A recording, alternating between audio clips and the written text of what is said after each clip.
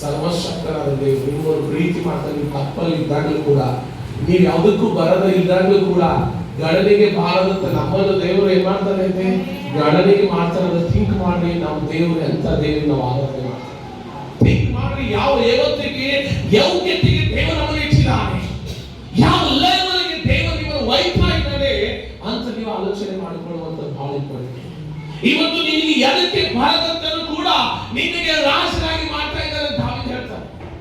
ಇವತ್ತು ನಿಮ್ಮನ್ನು ಕೂಡ ಅಂತ ಸ್ಥಾನಕ್ಕೆ ಮಾಡುವಂತ ದೇವರ ಸಾನ್ನಿಧ್ಯದಲ್ಲಿ ಬಂದಿದ್ದೀವಿ. ಅಂತ ದೇವರನ್ನು ಬಿಟ್ಟು ಲೋಕದಲ್ಲಿ ಬೀಸಿ ಇದ್ದೀರಂದ್ರೆ ನಾವು ಎಷ್ಟು ಮೂರ್ಖರಿದ್ದೀವಿ ಅಂತ ನಮ್ಮನ್ನು ಅರ್ಥ ಮಾಡ್ತೀವಿ. ಹಲ್ಲೆಲೂಯಾ. ನೀವು ಜಸ್ಟ್ ಒಂದು 5 ನಿಮಿಷ ಲೇಟ್ ಮಾಡಿ ಮನೆಗೆ ಬಂದ್ರೆ ಎಷ್ಟು ಲೇಟ್ ಆಯ್ತಪ್ಪ, ನೀವು ಕಾಯಿ ಸಾಕಾಯ್ತು ಅಲ್ಲ. Praise lord. ಮತ್ತೆ ನಾವು ಮುಗಿಯುವಂತ ಟೈಮಲ್ಲಿ ದೇವರಿಗೆ ಕಡೆ ಬರ್ತೀವಿ. ಬಟ್ ದೇವರಿಗೆ ಎಷ್ಟು ಇದಾಗಬೇಕು, ದುನಿಯಾನೇ ಸೃಷ್ಟಿ ಮಾಡುವಂತ ದೇವರು, ನಮ್ಮನ್ನು ಸೃಷ್ಟಿ ಮಾಡುವಂತ ದೇವರು. ಇವತ್ತು ಶ್ವಾಸ ಆಡ್ತಾ ಇದ್ದ ಕಾರಣ ಆತನಿಗೆ. Hallelujah. Praise the lord. Hallelujah. ಅದಕ್ಕಾಗಿ ದೇವರ ವಾಕ್ಯ ಹೇಳ್ತದೆ, ದೇವರು ಲೋಕದ ಮೇಲೆ ಎಷ್ಟೋ ಪ್ರೀತಿ ಇಟ್ಟು ತನ್ನ ಒಬ್ಬನೇ. ಇವತ್ತು ನಿಮಗೆ ಆ ಯೇಸುವಿನ ಹಾಗೆ ಪ್ರೀತಿ ಎಲ್ಲೂ ಸಿಗಲ್ಲ ಪ್ರೇಮೆ. ಆತನು ಮಾತ್ರ ನಿಮ್ಮನ್ನು ರಕ್ಷಿಸಲಿಕ್ಕೆ ಸಾಧ್ಯ. ಇವತ್ತು ನೀನು ಬಡತನದಲ್ಲಿದ್ಯಾ ಅಂದ್ರೆ ನಿನಗೆ ನೋಡಕ್ಕೆ ಇಷ್ಟಪಡಲ್ಲ ಯೇಸುವಿಗೆ. ನೀನು ಕಷ್ಟದಲ್ಲಿದ್ಯಾ, ನೀನು ಸಾಯುವಂತ ಬೆಡ್ ಮೇಲಿದ್ಯಾ ಅಂದ್ರೆ ನಿನ್ನನ್ನು ಪ್ರೀತಿ ಮಾಡಿ ನಿನ್ನನ್ನು ಆ ಬೆಡ್ಡಿಂದ ಜೀವನವಾಗಿ ಇಲ್ಲಿ ತರ್ತಾ ಇದ್ದಾನೆ. ಹಲ್ಲೆಲೂಯಾ. ಅಷ್ಟು ಪ್ರೀತಿ ಮಾಡುವಂತ ದೇವರು ನಮ್ಮ ದೇವರಾಗಿದೆ. ಇವತ್ತು ಇದನ್ನು ಬಿಟ್ಟು ನೀವು ಲೋಕದಲ್ಲಿ ಬಿಸಿ ಇದ್ದದಂದ್ರೆ ನಿಮ್ಮ ಸಹಿತ ನಿಮ್ ಜೊತೆ ಚೆನ್ನಾಗಿ ಆಟ ಆಡ್ತಾರೆ. ಅದಕ್ಕೆ ಇಲ್ಲಿ ವಾಕ್ಯ ಹೇಳ್ತದೆ, 6ನೇ ಅಧ್ಯಾಯದಲ್ಲಿ 5ನೇ ವಾಕ್ಯ ಹೇಳ್ತದೆ, ಮನುಷ್ಯರು ಕೆಟ್ಟತನ ಭೂಮಿ ಮೇಲೆ ಹೆಚ್ಚಾಗಿರುವುದರಿಂದ ಅವರ ಹೃದಯದಲ್ಲಿ ಯೋಚಿಸುವುದೆಲ್ಲ ಯಾವಾಗಲೂ ಕೆಟ್ಟದಾಗಿದೆ. Praise lord. ಇವತ್ತು ಎಷ್ಟು ಜನ ದೇವರ ಸನ್ನಿಧಾನಕ್ಕೆ ಬೆಳೀತಾ ಇದ್ದೀರಾ? ಈ ಸಾಕ್ಷಿಗಳ ಮೇಲೆ ಸಾಕ್ಷಿ ನಿಮ್ಮ ಲೈಫ್ ಅಲ್ಲಿ ಬರ್ತಾ ಇದ್ದಾವೆ. ಈ ಸಾಕ್ಷಿಯಿಂದ ಎಷ್ಟು ಜನ ಬದಲಾಗ್ತಾ ಇದ್ದೀರಾ? ಎಷ್ಟು ಜನ ಕೆಟ್ಟದಿಂದ ದೂರ ಆಗ್ತಾ ಇದ್ದೀರಾ? ಎಷ್ಟು ಜನ ದೇವರ ಕಡೆಗೆ ಬರ್ತಾ ಇದ್ದೀರಾ? ಇದು ಬಹಳ ಇಂಪಾರ್ಟೆಂಟ್ ಇದೆ ನಿಮಗೆ. ಹಲ್ಲೆಲೂಯಾ. ನಾನು ಆಲೋಚನೆ ಮಾಡಿದ ಪ್ರಕಾರವಾಗಿ ಇಷ್ಟು ಜನರಿಗೆ ಸ್ವಸ್ಥತೆ ಆಗಿದೆ, ಇಷ್ಟು ಜನರಿಗೆ ಅದ್ಭುತ ಆಗಿದೆ. ಇದರ ಪ್ರಕಾರ ನೋಡ್ಬೇಕಾದ್ರೆ ಈ ಸ್ಥಳ ಹಿಡಿದಂಗೆ ಇಡೀ ಹೊರಗಡೆ ಕೂತಿರ್ಬೇಕು. ಅಷ್ಟೊಂದು ಕಾರ್ಯಗಳು ಇಲ್ಲ ಆಗಿದೆ. ಅದು ನಾನೇನ್ ತಿಳ್ಕೊಂಡೆ ಗೊತ್ತಾ, ಸೈತನ್ಯ ಜೊತೆ ಆಟ ಆಡಿ ಕೆಟ್ಟತನ ಈ ಒಂದು ಸದನ್ ಗೋವರ ಪಟ್ಟಣದಲ್ಲಿ ನಡೆದಿರುವಂತ ಘಟನೆ ರೀತಿಯಾಗಿ ನಾನು ತಿಳ್ಕೊಂಡೆ. ಇವರು ಕೆಟ್ಟದನ್ನ ಪ್ರೀತಿ ಮಾಡಿ ಕೆಟ್ಟದ ಕಡೆಗೆ ನಡೀತಾ ಇದ್ದಾರೆ. Praise the lord. ನೀವು ಹೇಳಿದ ಹಾಗೆ ಈಗ ಸಿಸ್ಟರ್ ಹೇಳಿದ್ರು, ಪಾಸ್ಟರ್ ಏನು ಹೇಳಿದ್ದಾರೆ ಅದೇ ರೀತಿಯಾಗಿ ನನ್ನ ಒಂದು ತಮ್ಮ ಬ್ರದರ್, ಅವರ ಬ್ರದರ್ ಮ್ಯಾರೇಜ್ ಆಗ್ತದೆ ಅಂತ ಹೇಳಿದಾಗ ಅದು ಆಗ್ತದೆ. ನಾನು ಏನ್ ಹೇಳ್ತೀನಿ, ಮನಸ್ಸಿನ ಹೇಳ್ತೀನಿ, ಸುಮ್ಮನೆ ನಿಮ್ಮನ್ನು ಮೆಚ್ಚಿಸೋದು ಕೇಳಲ್ಲ. ಅದಕ್ಕೆ ಅದು ನೆರವೇರ್ತದೆ. Price the lord. ಅದಕ್ಕೆ ವಾಕ್ಯ ಹೇಳ್ತದೆ, ನೀವು ನನ್ನನ್ನು ಮಾತಿನಿಂದ ನನ್ನನ್ನು ಸಾಮರಿಸ್ತೀರಾ, ಆದರೆ ಅವರ ಮನಸ್ಸುಗಳು ನನಗೆ ದೂರವಾಗಿದ್ದಾವೆ. Price the lord. ಇವತ್ತು ನಾನು ಪ್ರವಾದಿಸ್ತಿರುವುದು ನನ್ನ ಮಾತಿನಿಂದಲ್ಲ, ನನ್ನ ಜ್ಞಾನದಿಂದಲ್ಲ, ನನ್ನ ಆಲೋಚನೆಯಿಂದಲ್ಲ. ಇವತ್ತು ನಾನು ಒಂದೊಂದು ಪ್ರವಾದಗಳು ನೆರವೇರ್ತವಂತಂದ್ರೆ ಆತನಿಂದ ಬಂದಂತ ಮಾತುಗಳಿಂದ. ಹಲ್ಲೆಲೂಯಾ. ಇವತ್ತು ಇಲ್ಲಿ ಇಷ್ಟು ಜನ ಎಲ್ಲ ಕೂತಿದ್ದೀರಾ. ಇವತ್ತು ನಿಮ್ ಜೀವಿತದಲ್ಲಿ ಏನೇನು ನಡೀತಾ ಇದೆ ಅಂತ ಇಷ್ಟೆಲ್ಲ ಸೀಕ್ರೆಟ್ ತಿಳಿಸ್ಲಕ್ಕ ಇದರಿಂದ ಏನಿದೆ ಅಂದ್ರೆ ಡೇ ನೈಟ್ ಪ್ರಾರ್ಥನೆ. Praise lord. ಹಲ್ಲೆಲೂಯಾ. ಅದಕ್ಕಾಗಿ ಇಲ್ಲಿ ಬರುವಂತ ಪ್ರಿಯ ದೇವರ ಮಕ್ಕಳು ಮನಸ್ಸಿನಿಂದ ಬನ್ನಿ, ಮನಸ್ಸಿನಿಂದ ಆರಾಧನೆ ಮಾಡಿ, ಮನಸ್ಸಿನಿಂದ ದೇವರಿಗೆ ಕಾರ್ಯ ಬರಿ, ಅವಾಗ ದೇವರು ನಿಮ್ಮ ಒಳಗಡೆ ಕಾರ್ಯ. Praise lord. ಏನೋ ಒಂದು ಕಾಟಾಚಾರಕ್ಕೆ ಹೋಗ್ಬೇಕು, ದೇವರ ಪ್ರಾರ್ಥನೆಗೆ ಅಟೆಂಡ್ ಆಗ್ಬೇಕು, ಫಾಸ್ಟಿಂಗ್ ಇದೆ ಅಂತ ಹೀಗೆ ಬರೋದ್ರಿಂದ ನಿಮ್ ಜೀವಿತದಲ್ಲಿ ಎಂದೂ ಬದಲಾಗಲ್ಲ. ದೇವರಿಗೆ ದೊಡ್ಡ ಕ್ರೌಡ್ ಬೇಕಾಗಿಲ್ಲ. ಸೈತನ್ ಹತ್ರ ಕೂಡ ದೊಡ್ಡ ಕ್ರೌಡ್ ಇದೆ. ಇವತ್ತು ಸಿನಿಮಾ ಟಾಕೀಸ್ ಅಲ್ಲಿ ಹೋಗ್ಲಿ ಎಷ್ಟು ದೊಡ್ಡ ಕ್ರೌಡ್ ಇದೆ. ಈಗ ನೀವು ಫಂಕ್ಷನ್ ಹಾಲ್ ಗಳಲ್ಲಿ ಹೋಗ್ಲಿ ದೇವ್ರ ದೊಡ್ಡ ಕ್ರೌಡ್ ಇದೆ. ಮಾಲ್ ಗಳಲ್ಲಿ ಹೋಗ್ಲಿ ದೊಡ್ಡ ಕ್ರೌಡ್ ಇದೆ. ಮತ್ತೆ ಇಲ್ಲಿ ರೈಲ್ವೆ ಸ್ಟೇಷನ್ ಹೋಗ್ಲಿ, ಬಸ್ ಸ್ಟ್ಯಾಂಡ್ ಹೋಗ್ಲಿ, ಎಷ್ಟೋ ದೊಡ್ಡ ಕ್ರೌಡ್ ಆಲ್ರೆಡಿ ಇದೆ. ದೇವರಿಗೆ ಅಂತ ಕ್ರೌಡ್ ಬೇಕಾಗಿಲ್ಲ, ಅಂತ ಪಬ್ಲಿಕ್ ಬೇಕಾಗಿಲ್ಲ. ಆತನಿಗಾಗಿ ಯಾರು ಆರಾಧಿಸ್ತಾರೋ, ಯಾರು ಆತನಿಗಾಗಿ ಜೀವಿಸ್ತಾರೋ ಅಂತವ್ರು ಬೇಕಾಗಿದೆ ದೇವರಿಗೆ. ಹಲ್ಲೆಲೂಯಾ. ಅದಕ್ಕೆ ವಾಕ್ಯ ಹೇಳ್ತದೆ ಏನಂದ್ರೆ ಅವರು ನನ್ನಿಂದ ದೂರ ಆಗಿದ್ದಾರೆ. ಮತ್ತೆ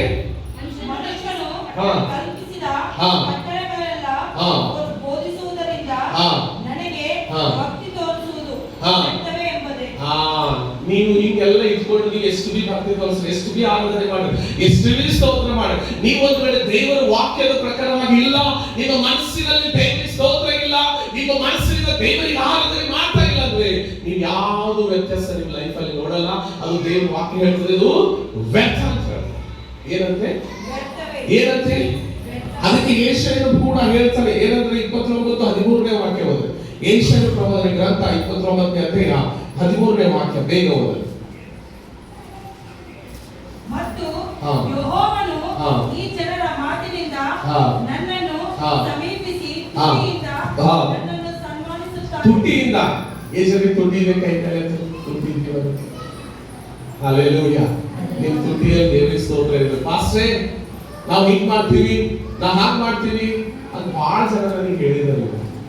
ಬಟ್ ಮನಸ್ಸಿಗೆ ಏನ್ ಬಿ ಮಾಡಿಲ್ಲ, ಅದು ನೋ ಪ್ರಾಬ್ಲಮ್. ಬಟ್ ದೇವರಿಗೆ ಆದ್ರೂ ಒಂದು ಕೈ ಕೊಡು, ದೇವರಿಗೆ ಆದ್ರೂ ಸ್ತೋತ್ರ ಮಾಡಿ.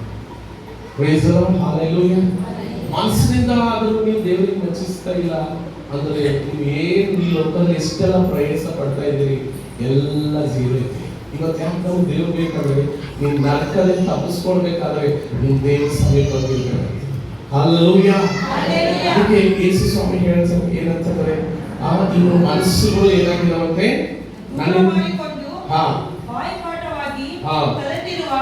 ಮನುಷ್ಯರ ಆಜ್ಞೆಗೆ ಸರಿಯಾದ ಭಯಭಕ್ತಿಯನ್ನು ಮಾತ್ರ ಇಟ್ಟಿದ್ದಾರೆ.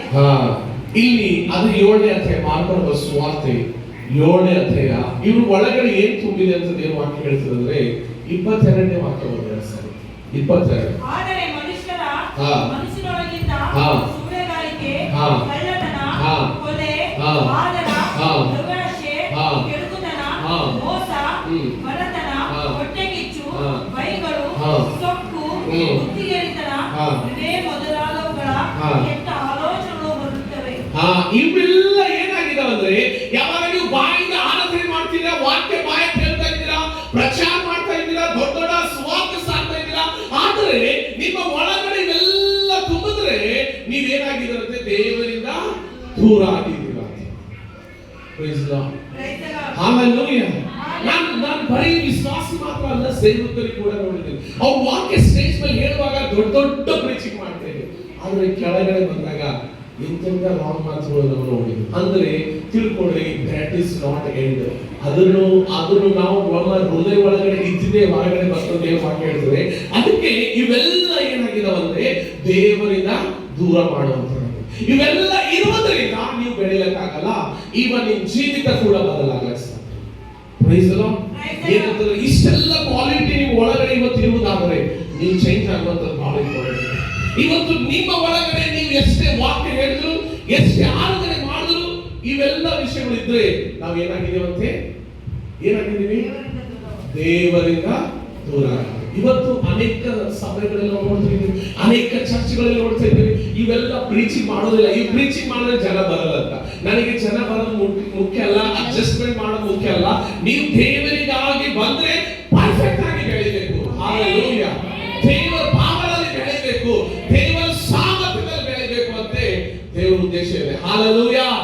ಏನಂದ್ರೆ ಅವರ ಮನಸ್ಸುಗಳು ದೂರ ಆಗಿದಾವೆ, ಅವ್ರ ದುಡ್ಡಿಗಳು ಏನಾಗಿದಾವಂತೆ, ಬರೀ ದುಡ್ಡಿನಿಂದಲೇ ಏನ್ ಮಾಡ್ತಾರಂತೆ, ಸನ್ಮಾನಿಸ್ತಾರೆ. ಹಲ್ಲೆಲೂಯಾ. Praise the lord. ನಮ್ಮ ಕೀಬೋರ್ಡಿಸ್ಟ್ ನಾನು ಏನಂದ್ರೆ ಈಗ ಅವರೇ ರಿಚರ್ಡ್ ಕೋಲ್ ಭಾರಿ ಮಾಡ್ತಾರೆ. ಹಲ್ಲೆಲೂಯಾ. ಅವ್ರು ತಿಳ್ಕೊಳ್ಳೋತರ ಎಲ್ಲಿ ನೋಡತ್ತಲ್ಲ, ಪೂರ ಎಲ್ಲರನ್ನ ಸ್ಪಿರಿಟ್ ಆಗಿ ನೋಡುತ್ತೆ. ಅದಕ್ಕಾಗಿ ದೇವರ ವಾಕ್ಯ ಹೇಳ್ತದೆ, ಈ ಜನರು ಏನ್ ಮಾಡ್ತಾ ಇರ್ತಾರೆ, ನನ್ನನ್ನು praise the lord. Hallelujah. Praise the lord. ದೇವರ ವಾಕ್ಯ ಹೇಳಿದ ಹಾಗೆ ಇವತ್ತು ನಾವು ದೇವರು ಬರೀ ಬಾಯಿಂದ ಮೆಚ್ಚಿಸ್ತೀವಿ, ಪೂರ್ಣ ಮನಸ್ಸಿನಿಂದ ಮೆಚ್ಚಿಸ್ತಾರೆ. Price the lord. ಯಾವಾಗ ಪೂರ್ಣ ಮನಸ್ಸಿನಿಂದ ಹೃದಯದಿಂದ ದೇವರಿಗೆ ಮಹಿಮೆ ಪಡಿಸ್ತೀರೋ ಅವಾಗ ದೇವರಿಗೆ ಒಳಗಡೆ ಕಾರ್ಯ. Praise the lord. ಅದಕ್ಕಾಗಿ ಇವತ್ತು ನಾವು ಎಲ್ಲೆಲ್ಲಿ ಪ್ರೇರಿಗೆ ಹೋಗ್ತಾ ಇದ್ದೀವಿ.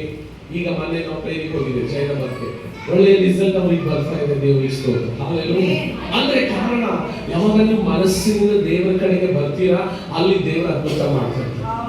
ಹಲ್ಲೆಲೂಯಾ. ದೇವರಿಗೆ ಹೊಟ್ಟೆ ಬಿಚ್ಚಿಟ್ಕೊಂಡು, ಯಾರು ಹಾಳಾಗ್ಬೇಕು ಅನ್ಕೊಂಡು, ಯಾರ ಮೇಲೆ ದೋಷ ಇಟ್ಕೊಂಡು, ಯಾರಿಗಾದ್ರೂ ಟಾರ್ಗೆಟ್ ಇಟ್ಕೊಂಡು, ಯಾರ ಮೇಲೆ ಏನೋ ಇವ್ರು ನನ್ಕಿಂತ ಗ್ರೇಟ್ ಇಲ್ಲ ಅನ್ಕೊಂಡು ನೀನ್ ಜೀವನ ಮಾಡಿದ್ರೆ ನೀನು ಹಾಳಾಗ್ತಾ ಇದೆಯಾ ಅಂತ ಅರ್ಥ. ಯಾಕಂದ್ರೆ ದೇವರ ವಾಕ್ಯ ಹೇಳ್ತದೆ, ಇವೆಲ್ಲ ಏನ್ ಮಾಡ್ತಾವಂತೆ, ಮನುಷ್ಯರಿಗೆ ಮನಸ್ಸು ಮಾಡ್ತಾವಂತೆ ದೇವರ ವಾಕ್ಯ. ಹಲ್ಲೆಲೂಯಾ.